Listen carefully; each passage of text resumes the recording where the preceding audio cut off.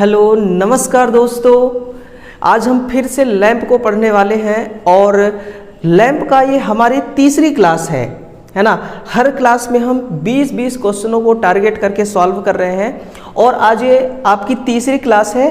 और देखिएगा इस क्लास में आपको सिंपल क्वेश्चन के अलावा न्यूमेरिकल क्वेश्चंस भी मिलेंगे, है ना। और न्यूमेरिकल क्वेश्चन जो है वो क्वेश्चन आपसे ये सवाल कर रहे हैं कि भाई रीडिंग कैसे निकाली जाती है, रीडिंग कैसे निकालना है, और उसके अलावा भी कुछ न्यूमेरिकल सवाल हैं। तो आइए मिल करके देखते हैं और इन प्रश्नों को सॉल्व करते हैं जो आपके एग्जाम के लिए अति महत्वपूर्ण होने वाली है ना। और जैसा कि आपको पता भी है कि हर क्लास का हम पीडीएफ आपको देते हैं, तो टेलीग्राम को भी आपको ज्वाइन करना है और साथ में उसका पीडीएफ जो है उसको भी डाउनलोड करना है। सबसे पहले देखिएगा ये क्वेश्चन आपका है 36 नंबर का, क्योंकि कल भी मैं आपको 20 क्वेश्चन ही सॉल्व कराता है ना, लेकिन थोड़ा सा लाइट जो है ना, लाइट की प्रॉब्लम हो गई थी जिसकी वजह से ये क्वेश्चन अधूरा रह गया था। बट उस क्वेश्चन को आज हम पूरा करेंगे, है ना। उस क्वेश्चन को आज हम पूरा करेंगे। पहला क्वेश्चन आज 36 नंबर का है, कह रहा है कि एक कारखाना है जो 6 घंटे की 4 पालियों में चलता है, जिसमें यह क्रमशः पहली पाली में 36 किलोवाट, दूसरी में 86 और तीसरे पाली में 50 किलोवाट और चौथी पाली में 20 किलोवाट की पावर जो है वो खपत करता है। प्रतिदिन ऊर्जा कितनी खपत करती होगी ये कारखाना। बहुत बढ़िया क्वेश्चन है। देखिए आप भी जब जॉब करने जाएंगे तो किसी न किसी कारखाना में ही आपको सर्विस मिलेगी, है ना। तो कैसे करना है, सबसे पहले तो देखिए टोटल पावर आपको निकालना है ना। आपको सबसे पहले क्या करना है, टोटल पावर निकालना है। टोटल पावर कितना हो जा रहा है, देखिए यहाँ पर पहले ही पाली में है 36 किलोवाट, फिर है 86 किलोवाट, इसके बाद है 50 किलोवाट और फिर है 20 किलोवाट, है ना। टोटल कितना हो जा रहा है, तो देखिए 50, 20, 70, 80, 90, 100, 180 और 6, 12 यानी कि 92, 192 किलोवाट। कितना, 192 किलोवाट गुणे 6, क्योंकि एक पाली में 192, तो टोटल 6 पाली है, तो टोटल 6 पाली में कितने हो जाएंगे, यानी कि टोटल पावर मिला के 192 आया है। पावर हमेशा जुड़ती है और कितने घंटे की ये आपकी यूनिट जो है डेली चल रही है ना, इसको भी देखना है। तो टोटल 6 घंटे चल रही है। अब आप इसको निकालिए, गुणा करिए, कितने बार भाग गुणा हो रहा है, 6 दूना 12, हासिल 1 और न छक्के 54, 1 55, हासिल 5 और 6 एकम 6, 6 5 11, ये आ रही है आपकी kilowatt hour, 1152 kilowatt hour. Option क्या है, ऑप्शन बी सही हो जाएगा आपका, है ना। समझ में आ गया ना, सिंपल सी बात है। पावर हमेशा जुड़ती है, तो पावर को टोटल जोड़ दीजिए और जोड़ने के बाद कितने घंटे तक आपकी पाली चल रही है ना।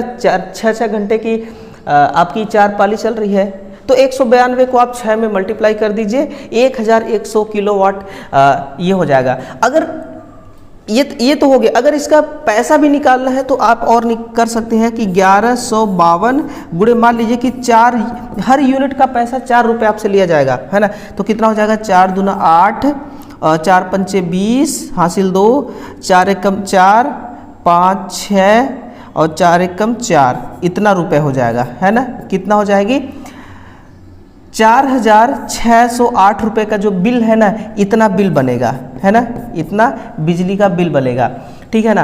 तो अब मैं तो आपको एक एग्जांपल दिया हूँ कि 4 रुपये प्रति यूनिट के हिसाब से, बाकी तो हर जगह अलग अलग बिजली की जो यूनिट है वो रहती है। आप बताइएगा कि आपके यहाँ पर यूनिट बिजली का बिल कितना लिया जा रहा है ना। चलिए, ये कल वाले क्वेश्चन है। अगला क्वेश्चन है कि श्रेणी लैंप के किसी एलिमेंट के सातत्य की परीक्षण करते समय अगर उपकरण लघु परिपथ हो तो परीक्षण करते समय लैंप कैसा जलेगा। एलिमेंट खराब हो सकती है, बिल्कुल, लेकिन उससे पहले एक और यहाँ पर प्रोसेस होगा कि हाई लाइट एनर्जी जो है लाइट एमिट करेगा।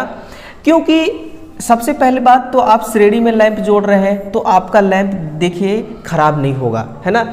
और अगर यही समांतर में होता, यही किस में होता, यही अगर समांतर में होती तो फिर ये लैंप क्या होती कि जल जाती, है ना। ये लैंप क्या हो जाती, लैंप जल जाती, क्योंकि जब सर्किट देखिएगा, जब सर्किट शॉर्ट रहती है ना, जब सर्किट शॉर्ट रहती है तो इसमें कौन कौन से कंडीशन मैंने आपको बताया था, R 0 ओम हो जाती है, V 0 वोल्ट हो जाता है और करंट I अनंत एम्पियर हो जाती है। और ये जो करंट है ना बहुत ज़्यादा होगी, तो स्टार्टिंग में तो हाई करंट के कारण ये प्रकाश भी बहुत ज़्यादा एमिट करेगी, उत्सर्जित करेगी। उसके बाद लिमिट से ज़्यादा करंट होने के कारण वो तुरंत जल जाएगी, यानी कि ये जो काम है ना ये सेकेंडों में होगी। कैसा होगा, ये सेकेंडों में काम होगा, ऐसा नहीं कुछ टाइम तक जलेगा इसके बाद वो आपकी लैंप फ्यूज होगी, ऐसा नहीं, ये सेकेंडों में काम हो जाएगा, है ना। पलक झपकते ही किसी लैंप सर्किट में प्रज्वलक का प्रयोग किस लैंप में किया जाता है, तो ये होता है आपका high pressure mercury vapour lamp, है ना। इसमें high pressure mercury vapour lamp, ये आपका आंसर सही हो जाएगा। लेकिन एक बात बताइए, ये जो आपकी हाई प्रेशर है ना, ये हाई प्रेशर का इसमें जो दाब है ना, इसको हम मापेंगे कैसे। मान लीजिए कि एक मरकरी वेपर लैंप है, इसमें हाई प्रेशर के साथ में गैस भरी हुई है, तो इसको हम हाई प्रेशर को कैसे मेजरमेंट करेंगे, तो उसके लिए देखिए आता है एक मैनोमीटर, है ना, एक आती है मैनोमीटर। इस मीटर के माध्यम से ना आप इसके प्रेशर को पता कर सकते हैं कि बल्ब के अंदर किस प्रेशर का गैस जो है वो फिल किया गया है, वो भरा हुआ है। तो आज के टाइम पे देखिए कोई भी चीज़ इम्पॉसिबल नहीं है, हर चीज़ की पॉसिबिलिटी है, और हर चीज़ को मापने के लिए यहाँ पर उपकरण, इंस्ट्रूमेंट जो है वो तैयार किए जा चुके हैं, है ना, बनाए जा चुके हैं। निम्नलिखित में से किस रंग के प्रकाश का तरंगदैर्ध्य उच्च होता है। अब प्रकाश तो कई सारे अलग अलग रंग के होते हैं, है ना, लेकिन हमें ये सब चीज़ों से मतलब नहीं होता, हमें तो सिर्फ प्रकाश से मतलब है। और चाहे वो कलरफुल प्रकाश हो, चाहे वो सिंपल में सफ़ेद कलर की प्रकाश हो, हमें सिर्फ प्रकाश से मतलब होता है। लेकिन बात अब यहाँ तक आती है कि भाई हर प्रकाश का अपना वेवलेंथ होता है ना, एंगस्ट्रॉन्ग में होती है। तो तरंग दैर्ध्य सबसे उच्चतम किस में होता है, तो रेड का होता है। किसका, रेड कलर का, या फिर इंफ्रारेड, या फिर इंफ्रारेड।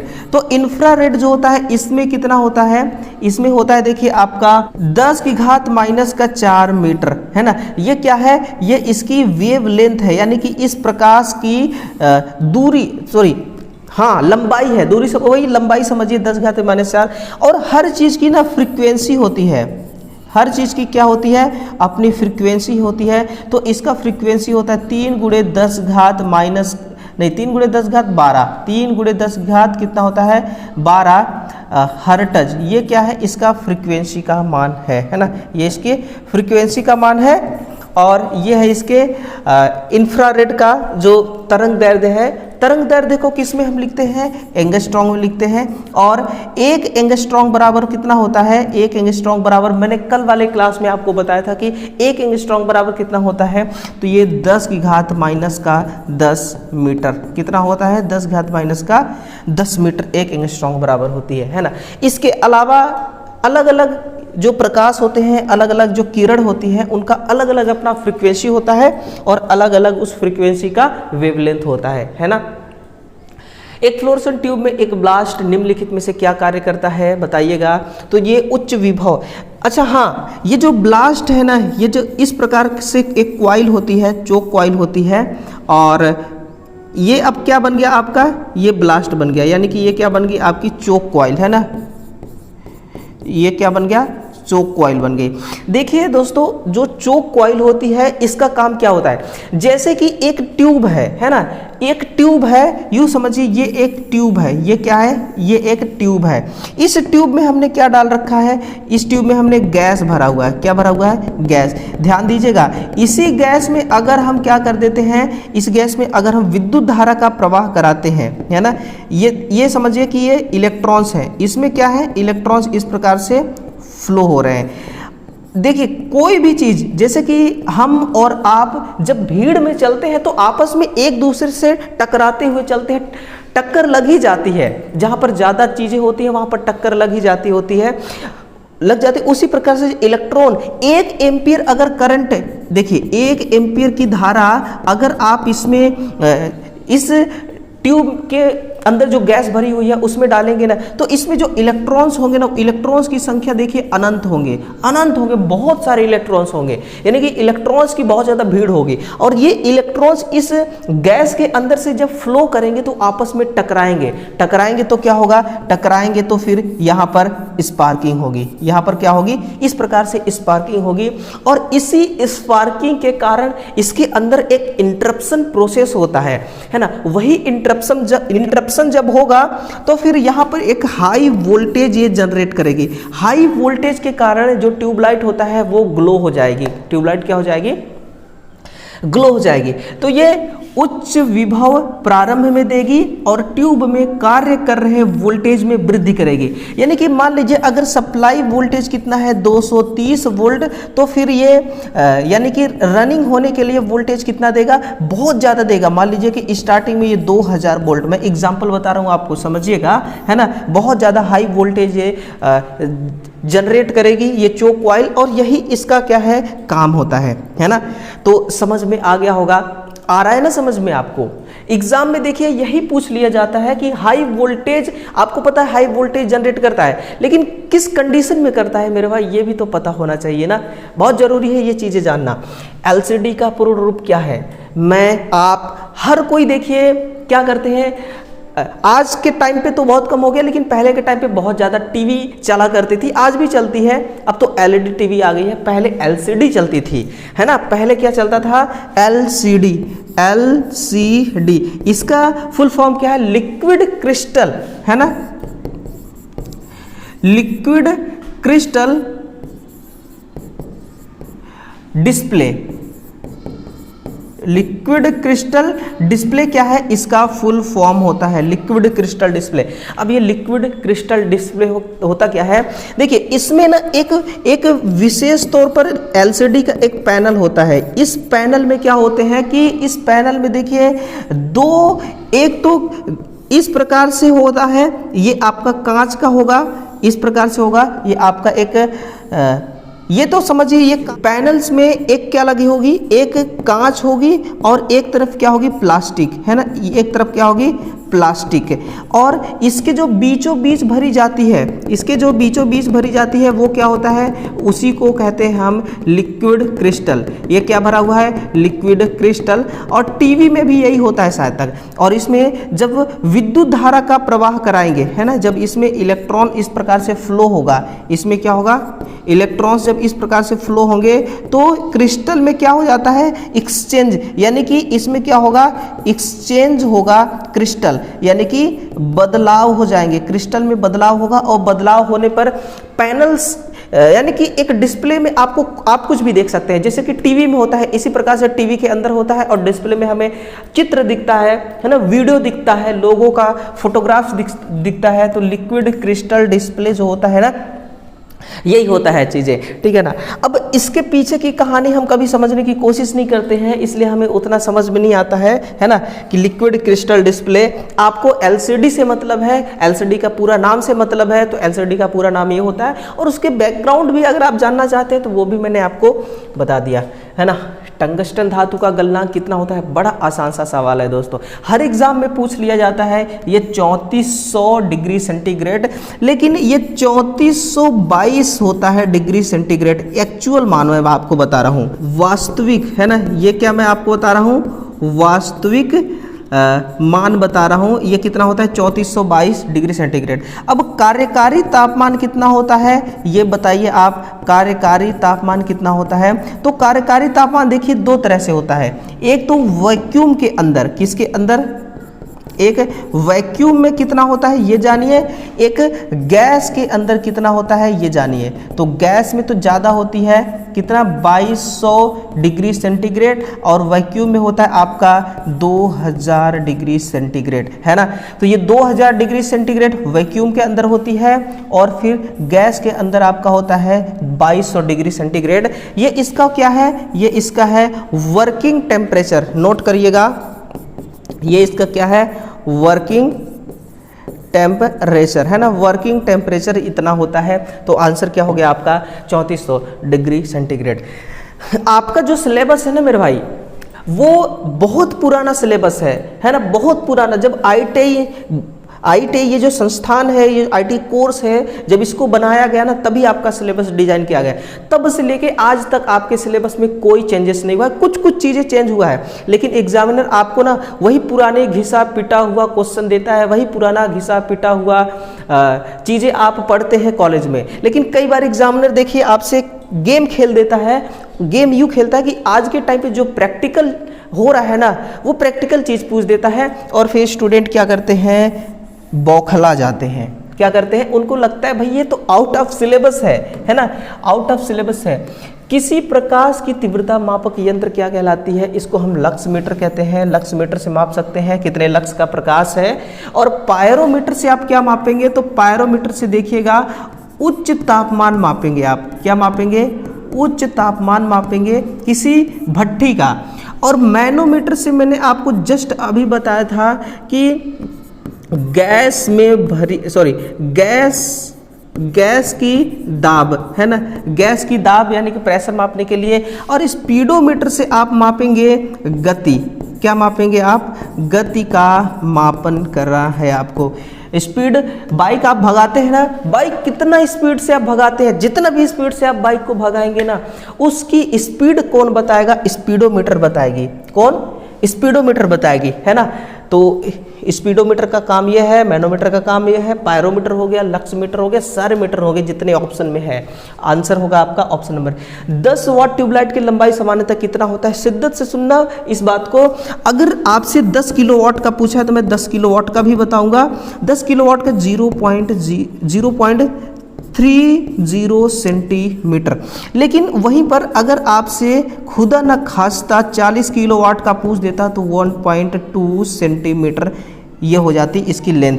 अगर मैं आपसे कहूँ कि ये प्रकाश कितना एमिट करेगा, है ना, लाइट, ये लाइट कितना एमिट करेगा, लाइट एमिटिंग कितना करेगा ये, तो लाइट एमिटिंग देखिए सिंपल सी बात है कि 1 ल्यूमेन बराबर कितना वाट होता है। देखिएगा एक ल्यूमेन बराबर होता है 0.0016 वाट।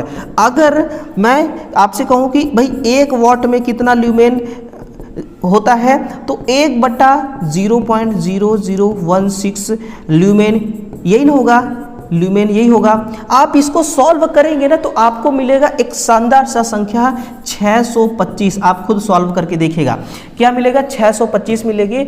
और 625 जो है इसको आप वॉट से मल्टीप्लाई कर दीजिए। और जब वॉट से मल्टीप्लाई करेंगे कितना आएगा, 625 के कितना आ जाएगा, 25,000 ल्यूमेन। कितना, 25,000 ल्यूमेन। तो 40 किलोवाट का अगर एक लैंप है, 40 किलोवाट तो बहुत ज़्यादा हो गया ना, यहाँ पर केवल वॉट रहेगी, है ना, यहाँ पर केवल वॉट रहेगी। तो 40 वाट का लैंप जो है ये 25,000 ल्यूमेन का आपको लाइट जनरेट करके देगा। 40 वाट का जो लैंप है ना, तो इस प्रकार से निकाला जाता है किसी भी लैंप का प्रकाश।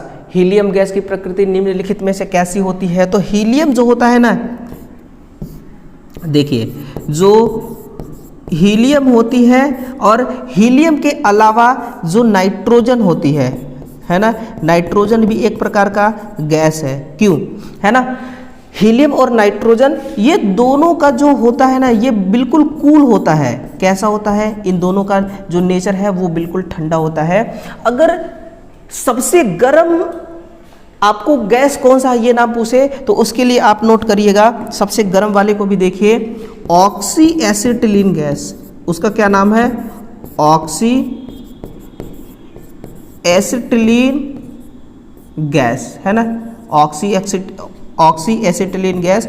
ये कैसी गैस है, इसका नेचर कैसा है, तो सबसे गर्म, बिल्कुल हॉट। कैसा है, हॉट है। तो सबसे गर्म वाला ये है, सबसे ठंडा ये दोनों है। आंसर क्या हो जाएगा, ऑप्शन नंबर बी कि ठंडा होगा। भैया हीलियम गैस की प्रकृति कैसी होती है, ये ठंडा होती है। अब आप पे मैं छोड़ता हूँ कि हीलियम गैस को कहाँ पर किस लैंप में डाली जाती है ना, ये आप बताइएगा। किस लैंप होल्डर का इस्तेमाल 300 वाट क्षमता से अधिक के लिए बनाया गया है? तो ये एक ही लैंप है जिसको हम कहते हैं गोलियत एडिसन स्क्रू प्रकार लैंप होल्डर है, और इसके जो होल्डर है ना उस पे बना होता है एक चूड़ी, एक थ्रेड बनी होती है ना। स्क्रू से ही नाम पता चल रहा है ना, स्क्रू में क्या बना होता है वही बनी होती है। किसी लैंप से ज्योति तीव्रता का वापस जाना कैसा क्या कहलाता है? इसको हम कहते हैं चमकीलापन, इसको हम कहते हैं चमकीलापन। ग्लेर अच्छा किसका नाम है? ग्लेर का मतलब क्या होता है? तो ध्यान दीजिएगा, जो ग्लेर है ना, इस ग्लेर का मतलब ये है कि एक तीव्र प्रकाश जिसे हमारी आंखें बिल्कुल बर्दाश्त नहीं कर सकती। जैसे कि रात के समय अगर हम सड़क पे चल रहे हैं और अचानक से किसी वाहन की, किसी गाड़ी की प्रकाश हमारी आंखों पर पड़ता है और हम चकाचौंध हो जाते हैं, हम नहीं देख पाते, उसको कहते हैं ग्लेर। या फिर सूरज की रोशनी आप देखते होंगे दोपहर के समय इतना तेज आती है कि हम सूरज को अगर नंगी आंखों से देखना चाहें तो नहीं देख सकते। वो बहुत स्पीड, उस प्रकाश की जो स्पीड है बहुत ज़्यादा है, उसी को कही जाती है ग्लेर है ना, उसको हम क्या कहते हैं? ग्लेर कहते हैं। समझते चलिए, लैंप को इतना आसान बना देंगे हम ना कि लैंप का हर चीज आपको समझ में आ जाएगा कि लैंप एक्चुअल में है क्या चीज। चंद्रमा की रोशनी पर प्रदीप्ति का मान कितना होता है? ये एक नया आंसर है, ऑप्शन नंबर सी होगा 0.32 ल्यूमेन प्रति वर्ग मीटर। यानी कि एक वर्ग मीटर, अगर हम एग्जाम्पल के लिए मान लें तो एक वर्ग मीटर है ना, एक वर्ग मीटर की लंबाई ये है, तो फिर इतना दूरी में जो चंद्रमा की रोशनी आ रही है वो कितना आएगी? 0.32 ल्यूमेन। कितना? 0.32 ल्यूमेन का प्रकाश आएगा 1 मीटर। तो आप देख लीजिए कि सूरज से लेके पृथ्वी तक की दूरी जो है ये किलोमीटर में अगर आपको पता है ना, तो आप मीटर में भी निकाल सकते हैं, तो फिर आप कितना होगा ये समझ सकते हैं ना। निम्नलिखित में से कौन सा लैंप एकवर्णी प्रकाश उत्सर्जित करता है? Mercury vapour, sodium incandescent lamp और सोडियम वेपर लैंप, ये है मरकरी। तो ये सोडियम वेपर लैंप ही होगा, है ना। सोडियम वेपर लैंप देखिए, ये जब प्रकाश उत्सर्जित करती है प्रारंभ में, कब? ये जब प्रारंभ में, तो प्रारंभ में हल्का गुलाबी प्रकाश उत्पन्न करती है ना। कैसा? हल्का गुलाबी या फिर ब्लू कलर का। लेकिन आप कहेंगे कि सर क्वेश्चन तो कह रहा है कुछ और, कि एक वर्णी प्रकाश यानी कि सिंपल एक ही प्रकाश। तो ये जो क्वेश्चन पूछा जा रहा है ना, ये जलने के बाद है ना, ग्लो होने के बाद, ग्लो होने के बाद कैसा प्रकाश होगा? तो ये होगा येलो। कैसा होगा? येलो। तो हमेशा जो पूछा जाता है ना, वो इसको पूछा जाता है कि अगर एक सोडियम वेपर लैंप है, पूरी तरह से ये जल चुकी है, मतलब कि प्रकाश उत्पन्न कर चुकी है ना, उस समय कैसा होता है? तो उस समय ये पीला ही होता है। प्रारंभ वाला भी देख लीजिए, स्टार्टिंग वाला और एंड वाला भी देखिए। सप्लाई वोल्टेज बढ़ाने पर एक टंगस्टन लैंप का प्रतिरोध पर क्या प्रभाव पड़ता है? ये क्वेश्चन में ना, मैं आपको सच बता रहा हूँ, इतने सारे स्टूडेंट इसमें क्या होंगे? कंफ्यूज्ड होंगे। क्यों? क्या बोल रहा है? सप्लाई वोल्टेज बढ़ाने पर एक टंगस्टन लैंप का प्रतिरोध पर क्या प्रभाव पड़ता है? तो देखिए, वोल्टेज V बराबर क्या होता है? Current I into resistance. अगर आप कहेंगे कि सर जी सप्लाई वोल्टेज और रजिस्टेंस, अगर V समानुपाती I है तो फिर V समानुपाती R भी होगा। फिर आप कहेंगे सप्लाई वोल्टेज को अगर हम बढ़ाते हैं तो फिर रजिस्टेंस का भी मान बढ़ेगा, लेकिन ऐसा नहीं होता है मेरे भाई। सुनिए, एक मान लीजिए, यूँ समझिए कि एक क्या है, अगर इसका जो रेजिस्टेंस है, ये टंगस्टन का फिलामेंट है, इसका रेजिस्टेंस अगर एग्जाम्पल के लिए मान लिया जाए 200 डिग्री सेंटीग्रेड, सॉरी 200, इसका 2000 ओम इसका रेजिस्टेंस है। ये रेजिस्टेंस कैसा है? नेचर, इसका नेचर जो है ना, ये इसका नेचर ही है 2000 ओम, यानी कि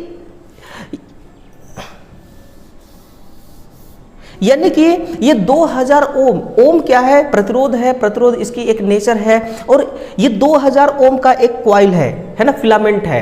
तो ये चेंज नहीं होने वाला है, ये चेंज जो है ये नहीं होगा, है ना। तो आप सप्लाई वोल्टेज को चाहे घटाइए चाहे सप्लाई वोल्टेज को बढ़ाइए, रेजिस्टेंस पे कोई फर्क नहीं पड़ेगा, रेजिस्टेंस पे कोई फर्क नहीं पड़ेगा। ये 2000 ओम का इसका रेजिस्टेंस है ना। ये स्टार्टिंग में जब इस कॉइल को बनाया गया उसी समय मापा गया तो 2000 ओम मिला। 2000 ओम इसका फिक्स है, वोल्टेज से कोई प्रभाव नहीं पड़ेगा, भले ही वोल्टेज के बिल्कुल समानुपाती में है रेजिस्टेंस, है ना, तो कोई परिवर्तित नहीं पड़ेगा। अगर आप आंसर कर देंगे कि भाई परिवर्तन होता है तो आपका आंसर गलत हो जाएगा। क्यों? क्योंकि इस कॉइल की जो प्रकृति है ना वो स्टार्टिंग से ही इतना ही है। अगर इसके नेचर में ही इतना ओम का रेजिस्टेंस है तो फिर नेचर को थोड़ी कोई चेंज कर सकता है। तो आंसर इसके हिसाब से आपको देना है। तो आंसर क्या हो जाएगा? अपरिवर्तित रहती है, बिल्कुल चेंज नहीं होगा मेरे भाई, चेंज हो ही नहीं सकता है। हाँ, करंट अगर घटाएंगे, करंट अगर बढ़ाएंगे तो फिर पॉसिबल है। एक लैंप जिसकी मीन स्फेरिकल कैंडल पावर 200 है, को 10 फुट की ऊंचाई पर लटकाया जाता है। इसकी कुल प्रकाश फ्लक्स, देखिए सबसे आपसे पहले क्या पूछा है? टोटल फ्लक्स, है ना, टोटल फ्लक्स कितना होगा? तो टोटल फ्लक्स बराबर आपको क्या करना होता है? मीन स्फेरिकल कैंडल पावर गुणे 4 पाई, है ना। देखिए मीन स्फेरिकल कितना है? 200 गुणे 4 गुणे पाई का मान 3.14। ठीक है मेरे भाई। अगर हम इस पॉइंट को काटते हैं तो नीचे आ जाएगा 100 से। देखिए ये 2 चली जा, मतलब कि 2 जीरो से ये 2 जीरो चली गई, 2 चौके 8, 8 चौके 32 की 2 हासिल 3, है ना। 8 एकम 8, 9 10 11 हासिल 1, 8 त्रिक 24, 1 25, कितना हो गया? 25, 2512, 2512। ये क्या हो जाएगा? ल्यूमेन, 2512 ल्यूमेन आ गया आपका। अब आपको क्या निकालना है कि इसकी कुल प्रकाश फ्लक्स, ये हो गया लैंप के ठीक नीचे प्राप्त होने वाली इल्यूमिनेशन कितना होता है। ध्यान से सुनना, ध्यान से सुनिएगा। ये एक लैंप है ना, ये एक लैंप है। और आजकल तो एलईडी लैंप में देखिए आधा ही प्रकाश नीचे प्रकाश उत्पन्न होती है, प्रकाश ऊपर ना जा सके, इसलिए इस प्रकार से इसमें वो कर दिया जाता है ना। इस प्रकार से क्या कर दिया जाता है? पूरा डार्क कर दिया जाता है इधर। ये एक लैंप है ना। यहाँ पर क्या है? सरफेस है, ये पूरा सरफेस का एरिया है, यानी कि सतह है, ये जमीन है ना। अब यहाँ से ये प्रकाश रिलीज करता है, कुछ प्रकाश की किरणें इधर आएंगी, है ना, कुछ इस एंगल पे आएंगी, कुछ सीधे आ जाएंगी, कुछ इधर आएंगी और कुछ इस एंगल पे आएंगी, और कुछ तो इधर चली जाएंगी, है ना, कुछ इधर जाएंगी। इसी प्रकार से इसका जो प्रकाश उत्पन्न हो रहा है वो प्रकाश उत्पन्न होगा। ये एक लैंप है, चारों तरफ प्रकाश फैला रही है। आप देख रहे हैं ना, दूरी पर डिपेंड कर रहा है। मैं आपको क्या समझाना चाह रहा हूँ कि दूरी पे ये डिपेंड कर रहा है, यानी कि जितना ज़्यादा आप ये दूरी बढ़ाते जाएंगे, है ना, जितना ज़्यादा आप दूरी बढ़ाते जाएंगे प्रकाश, वही प्रकाश डिस्ट्रीब्यूट होता जाएगा और कम होता जाएगा। तो आपने पढ़ा होगा लैम्बर्ट कोसाइन नियम, वो क्या कहता है? E बराबर I/d² कॉस थीटा। ये जो कॉस थीटा है ना, ये दूरी है, ये कॉस थीटा क्या है? जैसे जैसे आप ये जो एंगल है, ये जो एंगल सरफेस और लाइट के बीच में एंगल को कॉस थीटा बता रहा है, और दूरी, ये दूरी बता रही है। तो कहने का मतलब मेरा क्या है, कैसे आप इसको निकालेंगे? इसको निकालने के लिए आपको क्या करना पड़ेगा कि इल्यूमिनेशन E बराबर आपको लिखना है कैंडल पावर बटा दूरी d², है ना, दूरी। तो ये कैंडल पावर कितना हो गया? 200 हो गया, और दूरी है 10, है ना, तो स्क्वायर में है तो 10 गुणे 10 करिए, 10 गुणे 10, ये कितना हो गया? 2 जीरो से 1 जीरो ये से निपट गया, बचा कितना? 2 फुट। क्या बचा है? फुट कैंडल, है ना, फुट कैंडल। तो आंसर क्या हो गया? कौन सा? कितना है? 25/12, है ना, 25/12, 25/14 यहाँ पर 12 होना चाहिए, 25/14 नहीं होगा, 25/12 ल्यूमेन होगा, और 2 फीट कैंडल, है ना। तो ये चीज़ें हैं, बड़ा आसान लैंग्वेज में आपको मैंने बता दिया। पहले टोटल फ्लक्स निकालना है MSCP से 4 और फिर ये निकालना है, ये सारी चीज़ें हो गया, है ना। चलिए, शायद यहीं तक है हमारा और आपका सफ़र, हमारा और आपका साथ। अब क्वेश्चन लगता है मुझे समाप्त हो ही गया, है ना। अब आपको ये टेलीग्राम है, इस टेलीग्राम से आप चाहें तो इसका PDF वगैरह ले सकते हैं, है ना। बड़ा आसान है PDF लेना। आप जाइएगा टेलीग्राम, अगर आपके मोबाइल में नहीं है तो पहले प्ले स्टोर पे जाइए और टेलीग्राम को डाउनलोड कीजिए। डाउनलोड करके जैसे कि अदर ऐप्स में प्रोसेस होता है, पहले लॉगिन करो, ये वो करो, वो अगर मांगता है तो आप लॉगिन करिएगा। इसके बाद निमी टेक्निकल क्लासेस जैसे सर्च करेंगे तो हमारे इस चैनल का लोगो दिखेगा, क्योंकि इस प्रकार का लोगो दिखेगा और जिस नाम पर ये लोगो दिखेगा उसी को आप क्लिक करिएगा। सारे जितने भी आपको पीडीएफ चाहिए, नोटिफिकेशन है ना, कुछ भी अपडेट आता है, चाहे रेलवे से संबंधित अपडेट हो या फिर किसी भी नोटिफिकेशन से संबंधित अपडेट हो, क्लास का जो नोट्स पीडीएफ हो, है ना, ये सब कुछ वहाँ पर हम डालते हैं और आपको वो सारी चीज़ मिल जाएगा। ठीक है, अब इस वीडियो को एक बार शेयर जरूर करेंगे और अगर आपको ये क्लास अच्छी लगी होगी तो चैनल को सब्सक्राइब कर लीजिएगा, है ना। रोजाना आइएगा दोस्तों सुबह का 9 बजे, और 9 बजे हम इलेक्ट्रिशियन थ्योरी की क्लास लेते हैं। चलिए कल फिर से मिलते हैं इसी प्रकार का एक नए चैप्टर के साथ, है ना। तब तक के लिए अलविदा चाहता हूँ और कल फिर से आऊँगा 9 बजे, आप ज़रूर वापस आइएगा। चलिए मिलते हैं दोस्तों कल सुबह 9 बजे। Thank you.